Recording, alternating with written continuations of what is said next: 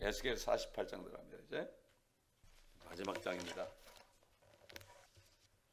성경을 한 구절 한 구절씩 다 먹어야만, 성경 전체를 다 먹어야만 그리스도의 형상이 우리에게 이루어집니다. 그렇기 때문에 이 성경 말씀을 읽지 않고 묵상하지 않으면 그 빈 공간으로 다른 숲 같은 그런 잘못된 말씀들이 들어갑니다. 그래서 양떼들은 이 꼴을 잘 먹어야 돼요. 잘 먹지 않으면 일이 있다가 와서 물려갑니다.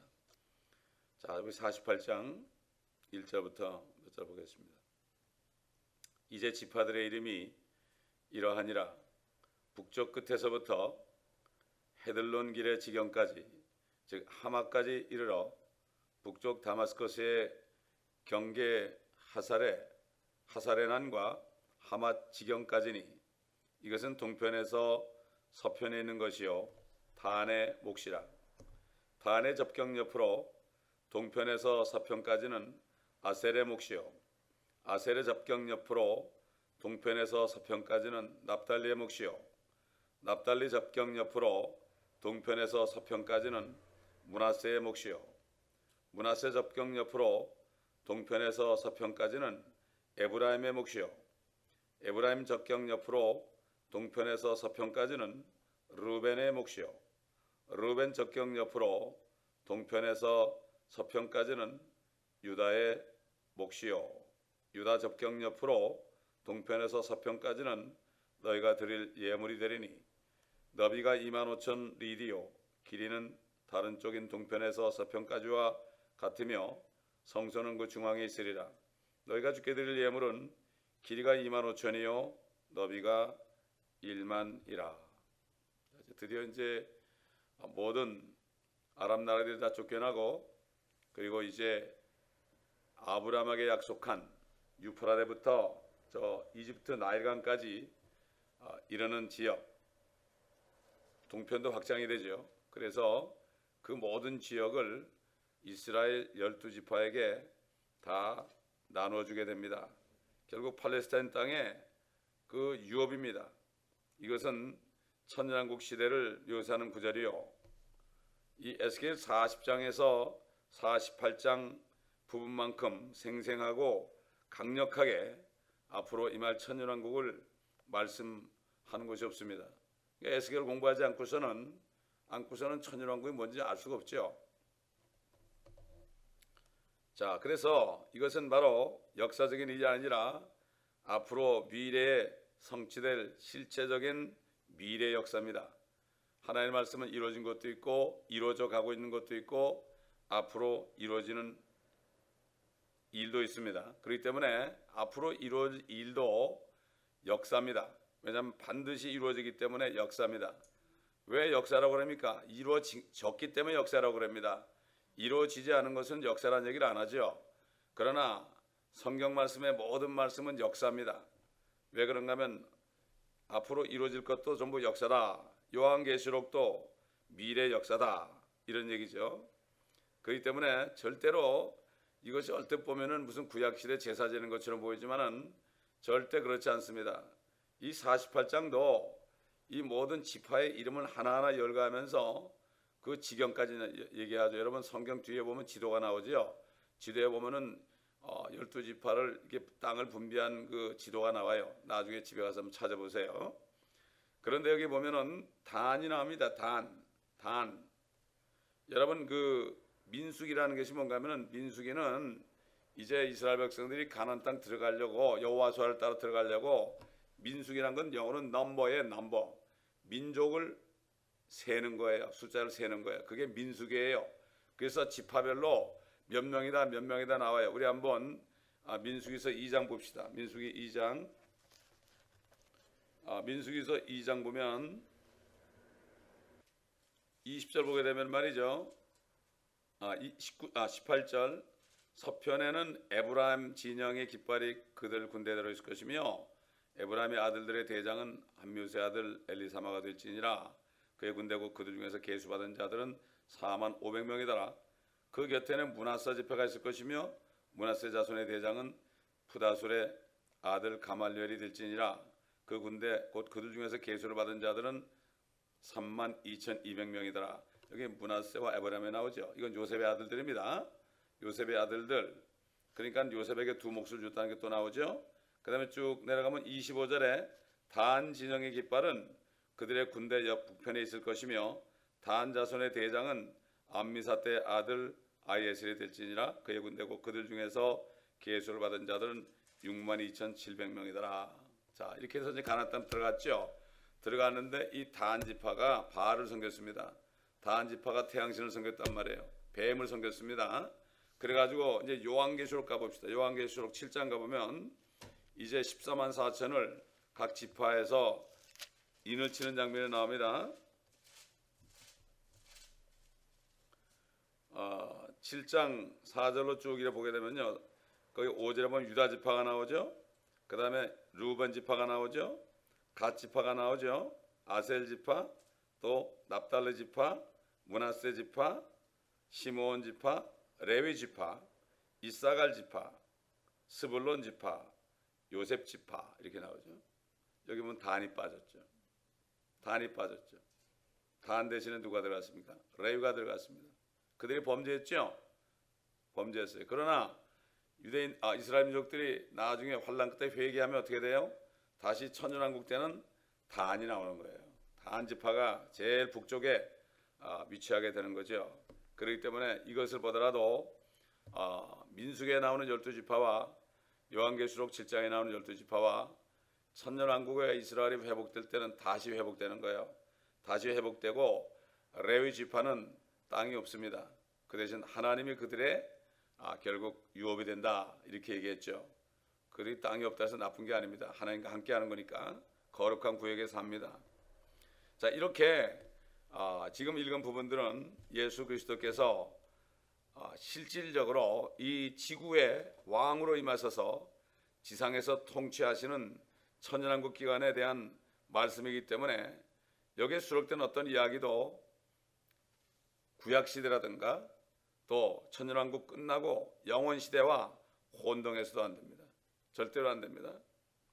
그래서 에스겔 40장부터 48장에서 천년왕국 시대 이야기 가운데서 우리에게 영적인 교훈을 주는 것들이 있었죠. 그래서 뭐 성소에서 생수가 나오는 거, 이거는 지금 오늘날 이 시대에는 성령이다, 이런 영적인 교훈이 있단 말이에요.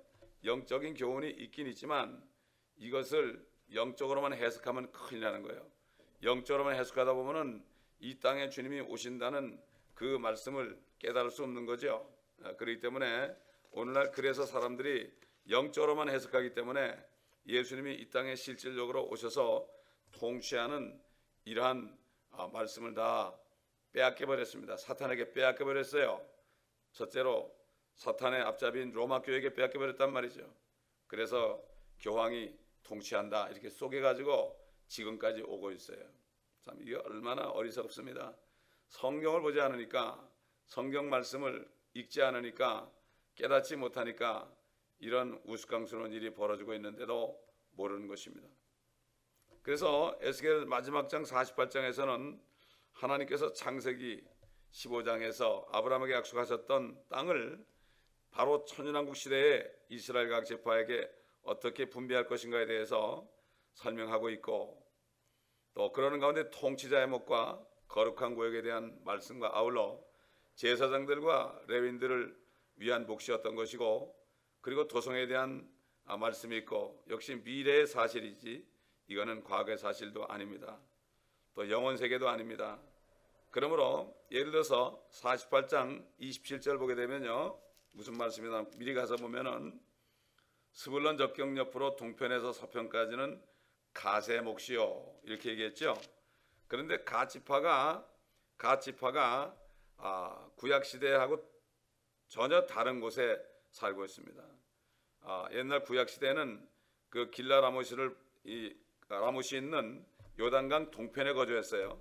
그런데 지금은 사해 남쪽 지역에 거주하는 것을 볼 수가 있죠. 이것을 봐도 이것은 구약 시대가 아니고 이것은 이스라엘이 회복돼서 주님이 통치하는 때에 지파별로 분배된 땅이 다르다는 것을 여기서 알 수가 있습니다. 이걸 보면 앞으로 일이지 과거의 사건이 아니라는 것을 알 수 있죠. 그래서 주 여호와의 책을 자세히 살펴보라고 그랬어요. 주님께서도 성경을 상고하라 그랬습니다. 성경을 상고하라. 토시 하나도 잘 상고하라. 단수냐 복수냐 이것도 잘 봐라. 성경을 그렇게 자세히 봐야 되는데 성경을 보지는 않습니다, 사람들. 그래서 이제 10절부터 보게 되면은 10절 넘어갑니다. 10절을 보게 되면 어떤 말씀이 있습니까? 이 거룩한 헌물은 그들 즉 제사장들을 위함이니 북쪽으로 길이가 2만 5천이요 서쪽으로 너비가 1만이요 동쪽으로 너비가 1만이며 남쪽으로 길이가 2만 5천이라. 주의 성소는 그 중앙에 있으리라. 성소가 이제 그 거룩한 헌물 구역에 있는데 이것은 하나님께 예물로 드린 구역입니다. 이것은 거룩한 구역 내 바로 중앙에 있게 되죠. 근데 남북의 거리가 10,000리드, 동서간의 거리가 25,000리드가 될 것이다. 엄청나게 큰 지역이죠. 이 건물, 거룩한 헌물, 이 구역은 성소가 소재하는 가운데 또 제사장들을 위한 곳이다. 그러므로 천년왕국 시대에는 제사장들도 사실상 유업을 받는 거죠. 거룩한 곳이 그들의 유업이 됩니다. 유업이 되죠. 11절 보니까 이 땅은 사독의 아들들 중에서 거룩하게 된 제사장들을 위한 것이니 그들은 내 책무를 지켰으며 그들은 이스라엘 자손이 잘못 갔을 때에 레위인들이 잘못 간 것처럼 잘못 가지 않았느니라. 이스라엘 자손이 잘못 갔을 때 제사장들이 되게 똑같이 잘못 갔어요. 그래서 예레미야서 보면은 제사장이나 백성이나 다 일반이다 그랬어요. 요즘 말하면 어떻게 되죠? 목사나 교인들도 똑같다 이런 얘기예요. 그때의 모든 것들이 지금도 이루어집니다. 영적으로 적용이 된단 말이죠. 앞으로 미래에 있어질 이것들을 미리 얘기하는 것을 볼 수 있어요. 자, 그래서 그들은 대부분의 제사장들이 결국 우상을 섬기면서 하나님을 같이 반역했어요. 백성들과 함께. 오히려 백성들이 우상을 섬기도록 부추겼어요. 그들이. 오늘날도 마찬가지 아닙니까? 번영신학을 가지고요, 이 땅에서 잘 되는 것을 가지고 사람들을 부추겨가지고 그래가지고서 유혹을 하잖아요. 헌금을 많이 하고 뭐 어쩌고저쩌고 하면은 사업이 성공하고, 특별 새벽기도 하면 성공을 하고, 특별 금식을 하면 성공하고, 이런 말씀이 세상에 어디 있습니까? 그렇기 때문에 속이는 거죠. 그냥 결국 우상 숭배를 부추기는 거예요. 욕심을 부추기는 거예요. 예를 들어서 아브라함도 거부고 이삭도 거부고 야곱도 거부기 때문에 여러분들은 거부가 돼야 됩니다. 그래가지고 헌금을 많이 해야만 하나님이 기뻐하십니다. 거부가 되라고 그러거든요. 이건 거부가 되라는 게 뭐죠? 탐심을 가지라는 얘기예요. 이게 우상숭배예요. 그렇기 때문에 우상숭배 때문에 하나님의 자녀들에게 진노가 임한다고 골로새 3장 5절 이하에 보면은 분명히 성령께서는 사도 바울을 통해서 말씀한 것을 우리가 알 수가 있습니다. 긍정적으로 생각하면 모든 게 잘 된다, 이런 말이 없습니다. 하나님의 말씀 안에 있으면 하나님이 합력하여 선을 이룬다는 말씀이 있어도 모든 것이 잘 된다는 말이 없어요. 잘 되지고 하고 못 되기도 하는데 결국은 하나님이 결판에 가면은 선을 이룬다. 여러분 아브라함 보세요. 아브라함이 75세에 참 부모 친척 아비를 떠나가지고 참 바벨론 땅을 떠났죠. 떠났는데 어떻게 됐습니까? 약속의 자식을 25년째 주셨단 말이에요. 100살 때 주셨어요. 근데 그동안에 아브라함에게 일어난 일들이 얼마나 많아요. 기근이 들어가지고 이집트로 내려가지 않았나? 이집트에 내려가지고서는 그 아내가 파라오의 아내가 될 뻔하지 않았나? 여러 가지를 많이 겪었죠. 그런 가운데 합력해서 선을 했죠. 또 그걸 통해서 하나님께서 바로를 책망했잖아요. 꿈에 나타나가지고 그러니까 바로가 회개하는 마음으로 금은 보화를 잔뜩 줘서 그 기근의 때 내려가는데 그런 어려운 일을 당하는데 그걸 통해서 하나님은 금은 보화를 또 아브라함에게 주셨잖아요. 그렇잖아요. 그렇기 때문에 하나님께서 하시는 일은 합력의 선언입니다. 그러므로 우리는 평생 지나고 우리가 주님 만나는 그날에 우리가 정말 하나님을 찬양할 수 있어야 됩니다. 어떤 과정이 일어나는 일은 과정이에요. 그럼 우리는 나그네 같은 순례자 같은 삶을 지금 살기 때문에 우리에게 일어난 일들은 잠시 여행할 때 좀 힘드는 거예요. 배낭 여행을 하게 되면 얼마나 힘든 일이 많아요. 그러나 딱 집에 돌아오면 얼마나 좋습니까? 그렇잖아요. 그럴 때 마찬가지 우리는 배낭 여행하는 사람하고 똑같아요.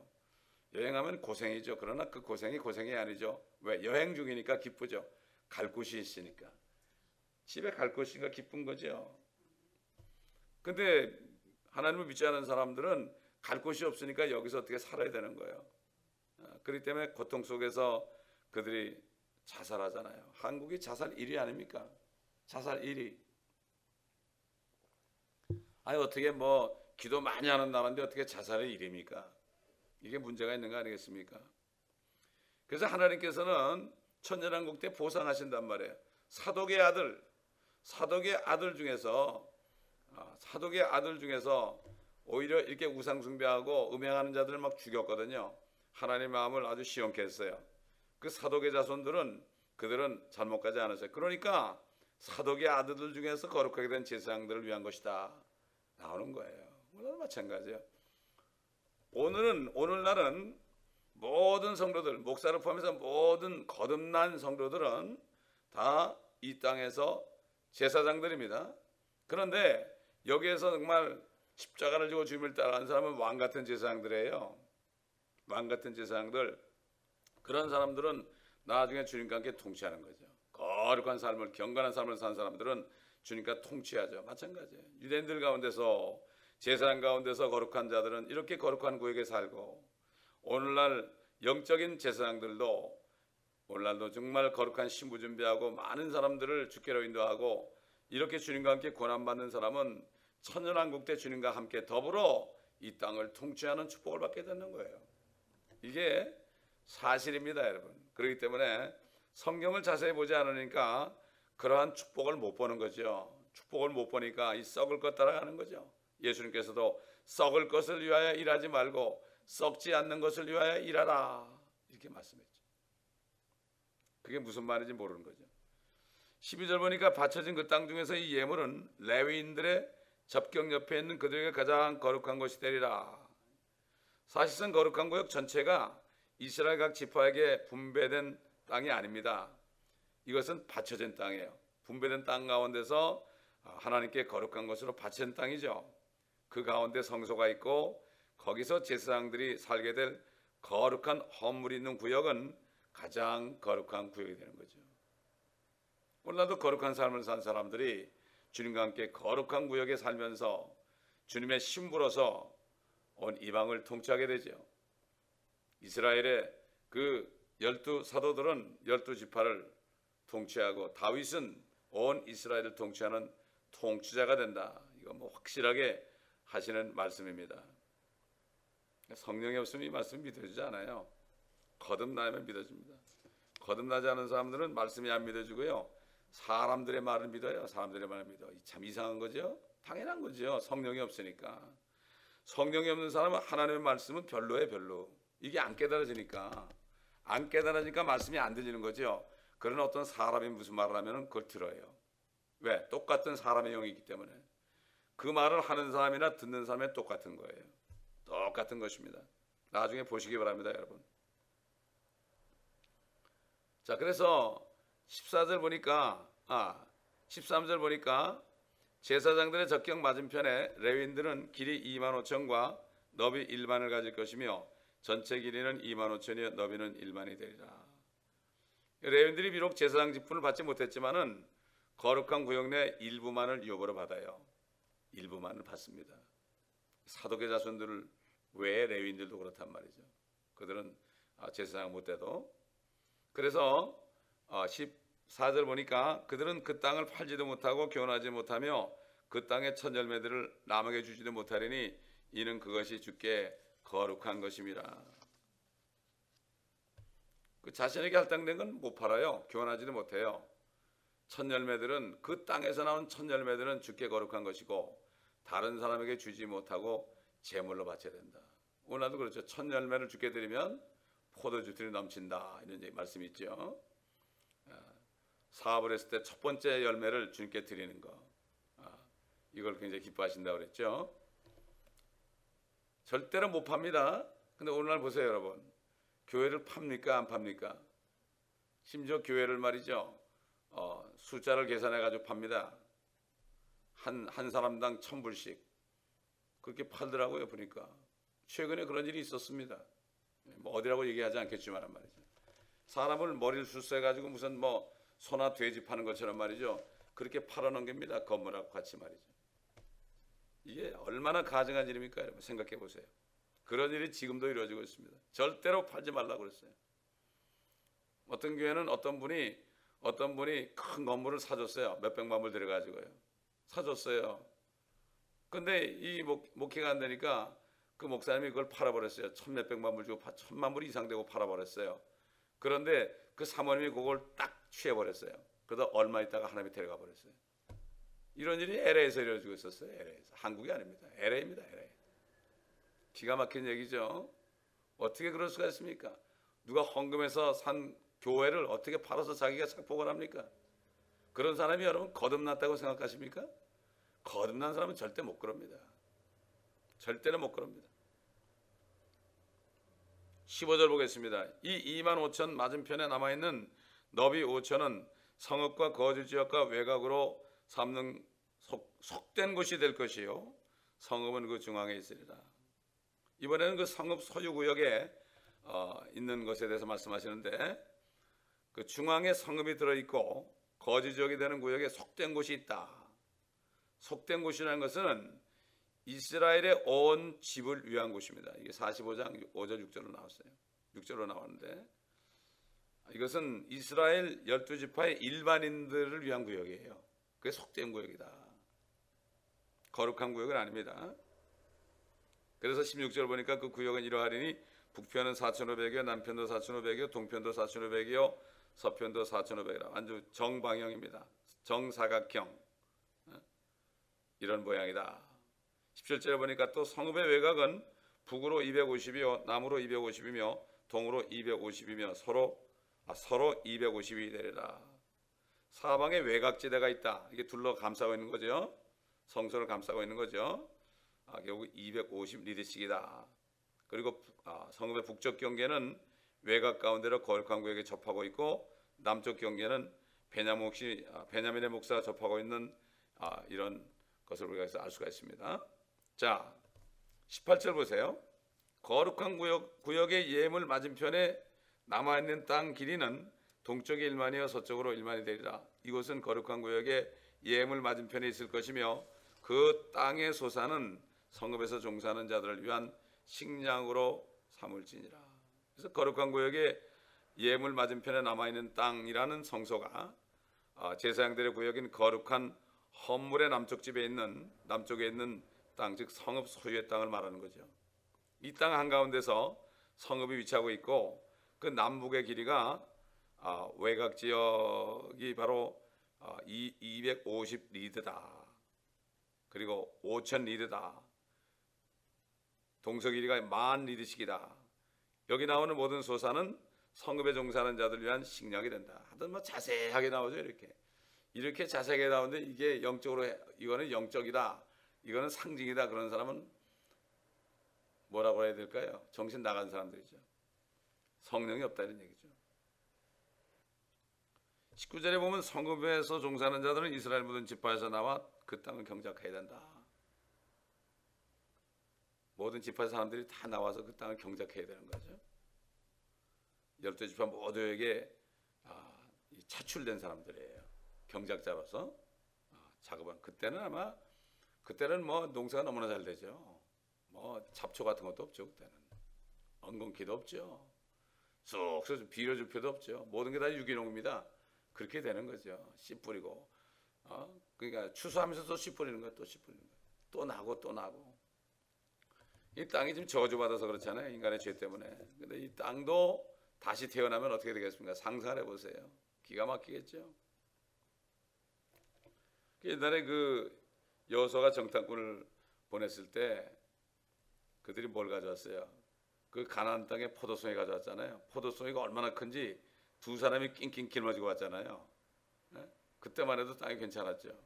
그때만 해도.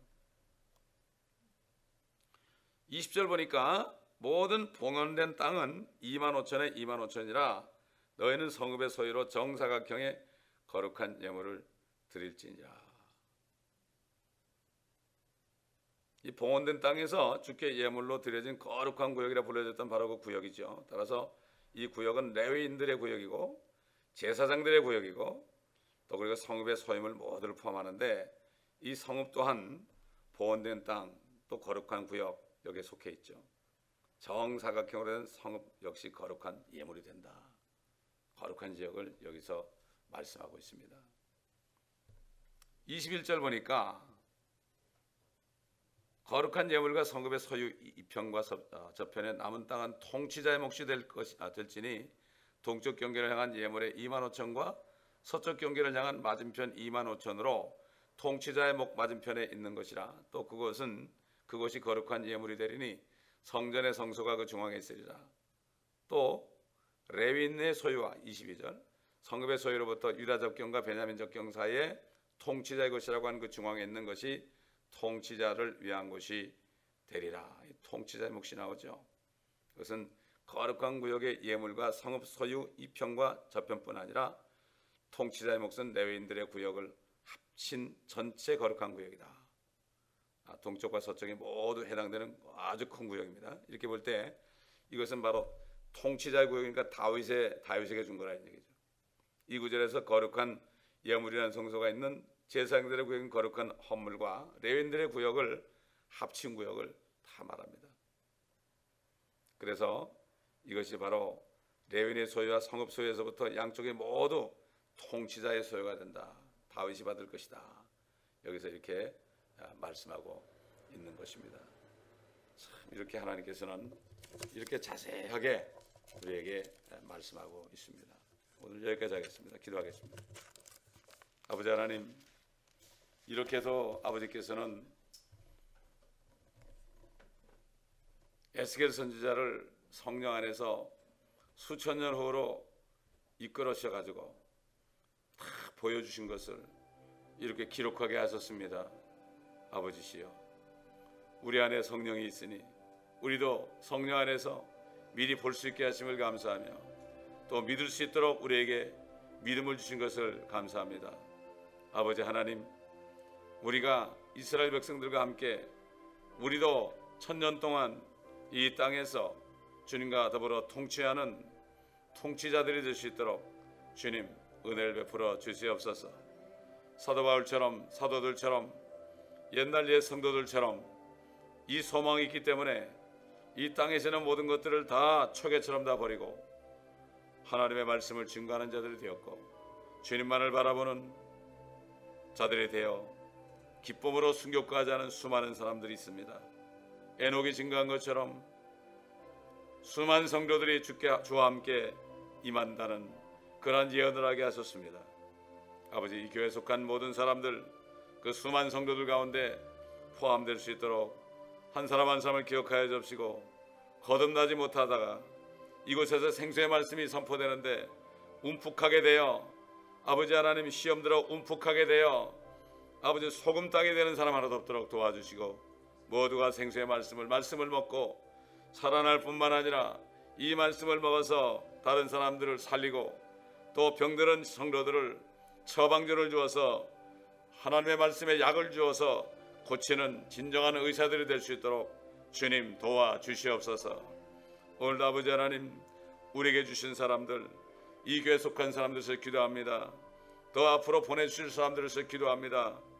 구원받을 사람들을 기도합니다. 아버지 하나님이여 도와주시옵소서. 더 많은 술 취한 사람들이 와서 구원받을 수 있도록 도와주시고 또 아버지 말씀을 듣기를 원하는 사람들이 와서 듣고 구원받고 아버지 생수로 주기에 도와주시옵소서. 오늘도 우리가 주님을 부르며 기도하기를 원하오니 우리의 기도를 응답하시고 천사를 보내서 금대접을 받아 하늘 제단에 부으소서. 그러므로 우리의 기도가 이루어지는 것을 우리가 보고 주님을 찬양케 하옵소서. 감사드리며 우리 주 예수 그리스도의 이름으로 기도합니다. 아멘. 우리 주 한 번으로 기도합니다.